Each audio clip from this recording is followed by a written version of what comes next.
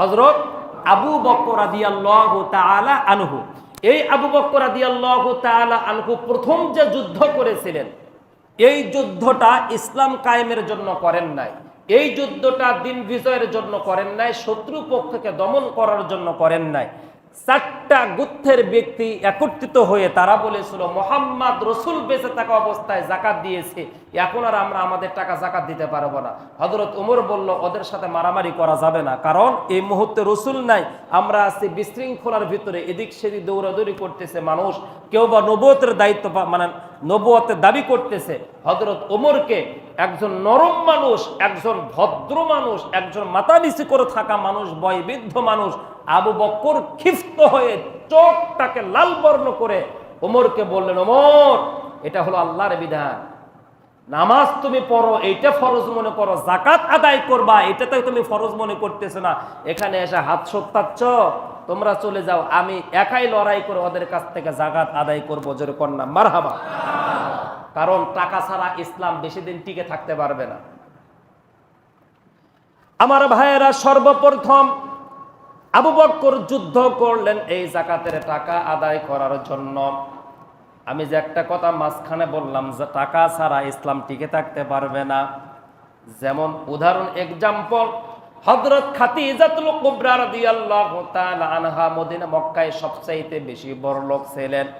পশ্চিমা বিশ্বে এমন কোন দেশে তার ব্যবসা প্রতিষ্ঠান নাই, এমনটা দেশ ছিল না।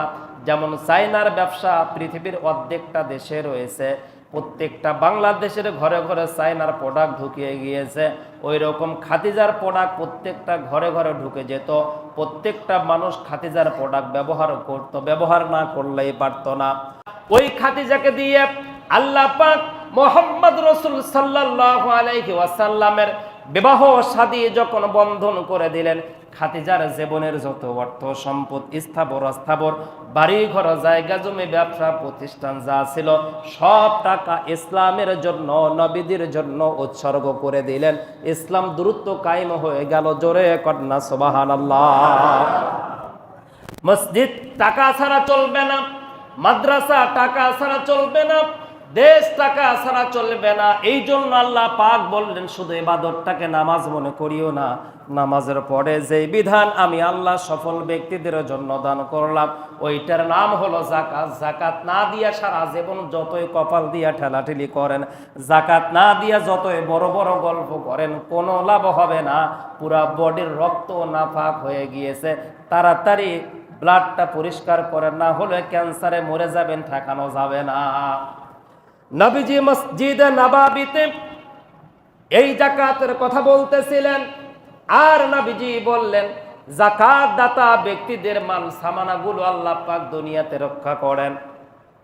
আমার ভাইয়েরা, আমার বন্ধুগণ, যারা সুদ খায়, যারা ঘুষ খায়, তাদের জন্য ছোট্ট একটা কথা বলে যায়, সুদ আর ঘুষ খাওয়া ব্যক্তিদের জন্য দুইটা আলামত। মনোযোগ দিয়ে শুনবেন, সুদ আর ঘুষ খাওয়া ব্যক্তিদের জন্য আলামত দুইটা। এক নাম্বার, ওই সুদ খাওয়া ব্যক্তি, ঘুষ খাওয়া ব্যক্তি টাকা যা উপার্জন করেছে, ওই টাকা দুনিয়াতে থাকবে, ওই ব্যক্তি থাকবে না। টাকা থাকবে, ব্যক্তি থাকবে না। দুই নাম্বার সুরত, সুদ আর ঘুষ খাওয়া ব্যক্তির দুই নাম্বার সুরত, ওই ব্যক্তি থাকবে কিন্তু তার জীবন দশায় টাকা পয়সা সব শেষ হয়ে যাবে। চোখটা বন্ধ করে মাত্র একটা মিনিট ভেবে দেখেন, আপনার অঞ্চলে, আপনার এলাকায় এইরকম ঘটনা ঘটছে কিনা। সুদ আর ঘুষ যারা খায় তাদের আলামত হলো দুইটা, টাকা থাকবে, ব্যক্তি থাকবে না, ব্যক্তি থাকবে, টাকা থাকবে না।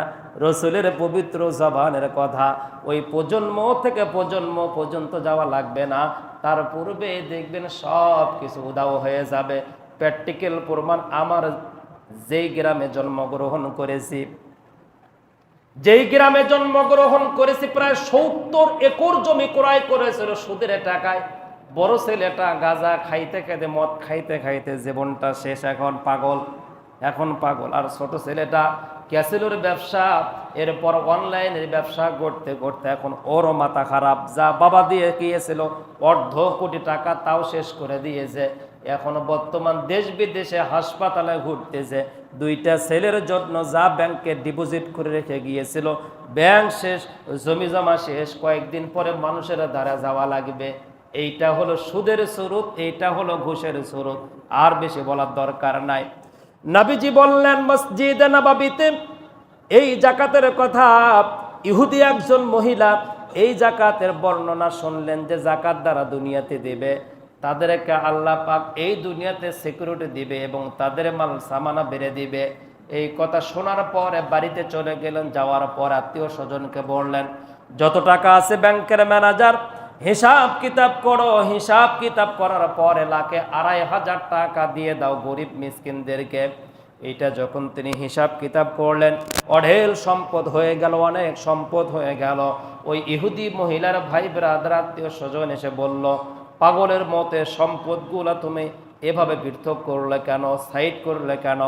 ইহুদি মহিলা বলল, আমার ব্যবসায় কোনোদিন লস করি নাই, কোনোদিন বাণিজ্যে যখন কোনো ব্যক্তিকে পাঠায় দিয়েছে, কাফিলাদেরকে পাঠায় দিয়েছে, ওই সময় তো আমি কোনোদিন লস করি নাই।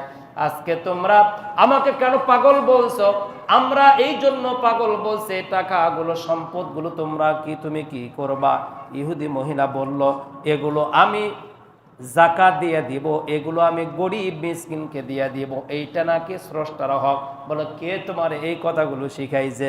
বলে, মোহাম্মদ নবী মসজিদে নববীতে তিনি বক্তৃতা দিচ্ছিলেন, সাইড দিয়ে আমি অতিক্রম করার সময় ওই কথাগুলো আমার কর্ণে কহরে এসেছে, ওই কথাগুলোর জন্য আমি আমল করে যাচ্ছি। তুমি না অমুসলিম? বলে, আমি অমুসলিম হলেও তার স্রষ্টা নাকি আমার সম্পদ বৃদ্ধি করে দিবে। জোরে কোন মারহাবা। সম্মানিত ভাইয়েরা আমার, ইহুদি মহিলা তার ভাইদের কাছে কথাগুলো বলতেছিলেন। কথাগুলো বলতে বলতে তারা ভাই ব্রাদাররা তাকে আটকানোর চেষ্টা করলো, তাকে নিয়ন্ত্রণ করার চেষ্টা করলো, কিন্তু পারল না। এক পর্যায়ে না পারার কারণে মহিলা কি করলেন, যা সম্পদ ছিল জাকাতের, এগুলো গরিব মিসকিনের ভিতরে বন্টন করে দিলেন। বন্টন করে দেওয়ার অল্প দিন পরে বাণিজ্যিক পাঠায় দিবে কাফেলা, বাণিজ্য করার জন্য ইরাকের দিকে পাঠায় দেওয়ার সময় 100টা উট পাঠিয়ে দিয়েছে। অন্য অন্য গোত্রের লোকজনেরও কাফেলা পাঠিয়ে দেওয়া হয়েছে। এই কাফেলা চলে গিয়েছে। দীর্ঘদিন পর্যন্ত তারা বাণিজ্য করার পরে, এক্সপোর্ট ইনপুট করার পরে তারা যখন ফিরে আসবে, মদিনার আশেপাশে পাহাড়ের পাদদেশে নেরো পথে চোর ডাকাত যারা জলদস্যু রয়েছে তারা বিভিন্ন জায়গায় ওত পেতে রয়েছে। এই মহিলা টেনশনের ভিতরে, আত্মীয় স্বজন টেনশনের ভিতরে পড়লো, ম্যানেজার সাহেব সহ অনেকেই টেনশনের ভিতরে পড়লো। কিন্তু ওই মহিলা আগের চাইতে বর্তমানে আরো বেশি আনন্দের ভিতরে আরো উৎফুল্ল হয়ে আছে। সম্মানিত ভাইয়েরা আমার, আত্মীয় স্বজন ম্যানেজার যারা কর্মচারী ছিল তারা বলছে, ম্যাডাম আগের চাইতে আনন্দ করতেছেন, কিন্তু আনন্দ বেশি সময় থাকবে না, কারণ হাসি আনন্দের পরে কিন্তু কান্না আসে। বলে, কেন কান্না করব? ওই যে অমুক মহল্লার কাফেলা ঘোড়াগুলো আসছে, উটগুলো আসছে, ওরা খালি হাতে আসছে। অমুক মহল্লার উট আসছে, ঘোড়া আসছে, খালি হাতে আসছে। বলে, কারণ কি? কারণ ওই জায়গায় জলদস্যু, ওই জায়গায় জলদস্যু ধরে সব কেড়ে নিয়েছে, আপনারা গুলো মনে হয় কেড়ে নিবে, আপনি হাতে পাবেন না। উনি আরো মজা করতেছে, আরো আনন্দ করতেছে, আরো মজা, আরো আনন্দ। তিনি মনে হয় লাফালাফি নাচানাচি করবে। পরিস্থিতি এমন হয়ে গেল, এবার ম্যানেজার সাহেব নিকটতম আত্মীয় স্বজন যারা রয়েছে তারা বলল, তো আনন্দ করার কি আছে? এই কথা শোনার পরে কি মাথা খারাপ হয়ে গেল? সবচাইতে কাফেলার ভিতরে তোমার উট ছিল বেশি, তা 1 নয় 2 নয়, প্রায় 100 উট তোমার কাফেলায় চলে গিয়েছিল বাণিজ্য করার জন্য। এতগুলো উটের টেনশনে হার্ট অ্যাটাক করার দরকার ছিল, কিন্তু তুমি আনন্দ করতেছো কারণ কি?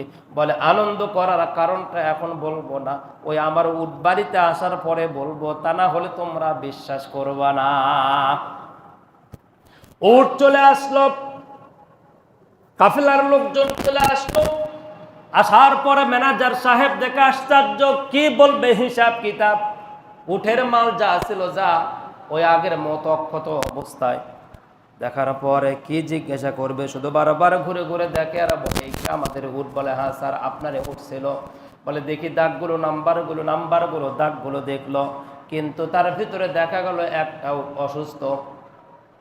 এবার কাফেলার ভিতরে প্রধান যিনি ছিল, যার নেতৃত্বে কাফেলা পাঠিয়ে দেওয়া হয়েছে, ম্যানেজার সাহেব তাকে ডেকে বলল, 99টা উটের মাল সামানাগুলো আমার কাছে হিসাব দাও, তার পূর্বে বলো কাফেলাতে তোমাদের চোর ডাকাত বা জলদস্যুর সাথে দেখা হয় নাই?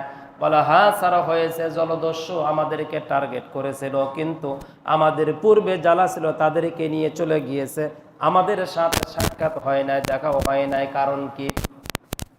এই কথা বলার পরে ম্যানেজার সাহেব যাকে প্রশ্ন করেছেন, এই কাফেলার প্রধান, তিনি বললেন, হুজুর আমাদের মনে হয় ওই চোর ডাকাত মাল সামানা নিয়ে চলে গিয়েছে, আমাদের বিলম্ব হওয়ার কারণে। বিলম্ব হলো কেন তোমাদের? আমাদের 99টা উট সুস্থ, কিন্তু একটা উট পাথরের সাথে বাড়ি খেয়ে অসুস্থ হয়ে পড়ে গিয়েছে, এইটার কারণে প্রায় আমাদের 5 থেকে 7 ঘন্টা পর্যন্ত লেট হয়েছে। এই লেট হওয়ার কারণে মনে হয় ওই চোর ডাকাত মনে করেছে আর কোনো কাফেলার লোক নাই, যার কারণে ওরা বিদায় আদায় নিয়ে চলে গিয়েছে। এবার মহিলা ডাক দিল, আসল খেলা শুরু। মহিলা ডাক দিয়া বলল, এদিকে আসো ম্যানেজার সাহেব, কি প্রশ্ন করো খামাখা, মাথায় কি বুদ্ধি এতটা কমে গেল? এই জায়গায় আসো তোমরা সবাই মিলে। বলে কি, ওই যে তোমরা যে বলেছিলে কেন আনন্দ করি, কেন বগল বাজায়, কি জন্য আমি উৎসব করি, তোমরা কে জানো? বলে না জানি না, আপনার ওই প্রশ্ন উত্তর নেওয়ার জন্য আমরা ওয়েট করতেছিলাম। এই মহিলা বললেন, এই যে আমার যে উট, এই উটটা অসুস্থ হয়ে গেল, এইটা পাথরের সাথে বাড়িকে অসুস্থ নিজ ইচ্ছায় হয় নাই, এইটা মুহাম্মাদের কথা মোতাবেক যে আমি যাকাত দিয়েছি, গরিবদেরকে আমি দান করেছি, এইটার কারণে মুহাম্মাদের আল্লাহ আমার মাল সামনা রক্ষা করেছে। জোরে কন্না মারহাবা। ইয়া আইয়ুহাল্লাযীনা আমানু আনফিকু মিন তাইয়্যিবাতি মা কাসাবতুম। আমার ভাইরা, আমার বন্ধুগণ, এই মহিলা বলল, আমি ওয়েট করতেছিলাম কি করে মুহাম্মাদের আল্লাহ আমার মাল সামানা রক্ষা করে, এইটার জন্য আমি প্রহর গুনতেছিলাম। আমি মুহাম্মাদের আল্লাহ যে আমার মাল সামানা রক্ষা করে, এইটার প্রমাণ আমি পেয়ে গিয়েছি। উট নিজ ইচ্ছায় অসুস্থ হয় নাই, বাড়িও খায় নাই, মুহাম্মাদের আল্লাহ আমার মাল সামানা রক্ষার জন্য পাথরের সাথে উটের পায়ের বাড়ি লেগে পা ভেঙে গিয়েছে, আর কাফেলা বিলম্ব হয়েছে আসতে, চোর ডাকাত সব পালিয়ে গিয়েছে, আমার মালগুলো নিরাপদে বাড়ি পর্যন্ত পৌঁছায় দিয়েছে। জোরে বলেন। এই জন্য আল্লাহ পাক বললেন, কদ আফলাহাল মুমিনুন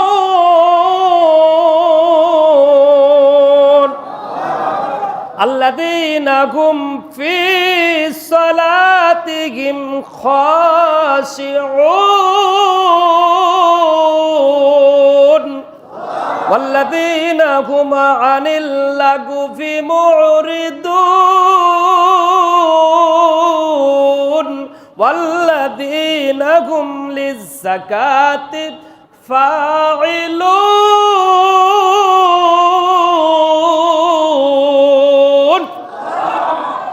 সফল হতে চাও, নামাজের পরেই হলো সফলতা। নামাজের পরেই যে সফলতা, সেটা হলো যাকাত। এই যাকাত দিলে তোমার মাল সামানা আমি আল্লাহ দুনিয়াতে রক্ষা করব এবং আখিরাতে এটা বৃদ্ধি করে দিব।